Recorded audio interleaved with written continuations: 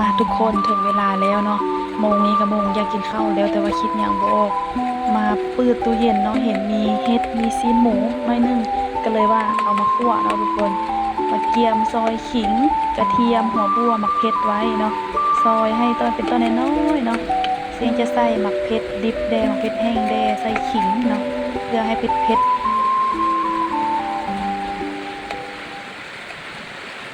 เพื่อให้เผ็ดๆร้อนๆแซ่บๆเนาะเวลาคั่วมาจะหอมทุกคนใส่ขิงนะยิ่งเป็นคนหนึงเนาะที่มักกินขิงขนาดเลยแบบมันจะก็เผ็ดๆหืนๆนะทุกคนกินแล้วมันจะลงคอลงหูดังเฮาที่พายเจอนะลงเลยแล้วก็มาเกียมซอยซีนหมูเนาะซอยตอนน้อยๆซีนหมูกะซื้อมันอย่างน้อยนึงเนาะก็เลยว่าพอดีเลยเอามาคั่วใส่ซีนหมู ซื้อเห็ดมาถุงนึงเนาะเห็ดเข็มแต่ว่าซิงกับบ่ได้คั่วหมดดอกเพราะว่าอยู่สองน้องเราจะเห็ดน้อยนึงเห็ดพอกินแรงนี่แหละทุกคนแล้วก็มาซอยเห็ดไว้เนาะคิดอยากเข้าคิดหยังบ่ออกมาเปิดตู้เย็นก็เห็นแต่ซ้ำนี่แหละทุกคนก็ครบแด่บ่แด่เนาะเครื่องเคียงก็ได้หลังจากนั้นก็เห็ดนี่ทุกคนต้องเอามาลวกก่อนเด้อบ่ซั้นมันจะขิวนะทุกคนขิวแบบกลิ่นแห้งเลยเห็ดเข็มนี่นะต้องมาลวกก่อนเนาะมันจึงบ่ขิวลวกคักๆเนาะลวกแล้วก็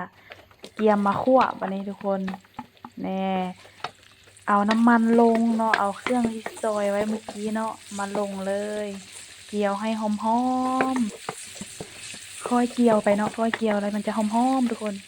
แล้วก็เอาซีนหมูที่เราซอยไว้เนาะมาลงเลยบางคนน่าจะใส่เกลือเด้แต่ว่าจริงจะบ่ใส่เด้อจริงจะใส่เป็นหนัวน้อยนึงเนาะก็คนไปคนมาทุกคนเพื่อให้ซีนหมูมันเอาสุกหั้นนะแล้วเราก็เอาเห็ดลงเห็ดที่ว่าเราลวกไว้เมื่อกี้เนาะลวกไว้แล้วก็เอามาลงเลยใส่แป้งนัวเนาะใส่ซอสหอยจริงงั้นเฮ็ดกินจะบ่ค่อยใส่เกลือเลยใส่ซอสหอยแล้วก็คนไปคนมาเนาะจะเริ่มหิวแล้วตอนนี้นะหอมหอมกลัวเห็ดเนาะหอมแท้หอมว่าหิวข้าวแห้งก็เลยว่าอดใจรอหน่อยนึงซะคั่วไปคั่วมาเนาะอีกจะหน่อยก็สุกเลยก็เลยว่าท่าก่อนเนาะท่ากินข้าวก่อนหิวก็ต้องได้อดเติมน้ำน้อยนึงเนาะเพื่อว่าให้เห็ดเฮามันสุกคักแน่เนาะเติมน้ำน้อยนึงตอนแรงมาจะกินข้าวเจ้าเด้อกินข้าวเหนียวตุ้ยง่ายทุกคนจริงกันกินข้าวเจ้าอะไรตอนแรงนะเรียบร้อยเนาะหน้าตาเป็นได้เป็นตาแซ่บบ่มากินไปนะถึงเวลาแล้วหิวข้าวแห้งตอนสวยก็กินแต่เส้นแต่ข้าวเปียกเนาะตอนแรงมาแล้วก็หิวขนาดเลยต้องได้กินเช้าสวยแรง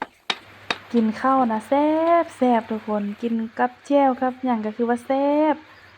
เนาะอันนี้แห้งจ้าวเข้าซะอีกเด้ทุกคนหน้าตาเป็นแนวใดเป็นตาแซ่บอยู่บ่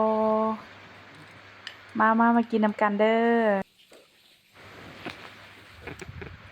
อาหารแรงถือว่าแล้วไปเนาะมื้อนี้เนาะมื้อหน้านี่จักสิเฮ็ดหยังกินติดตามนำกันเด้อบ๊ายบาย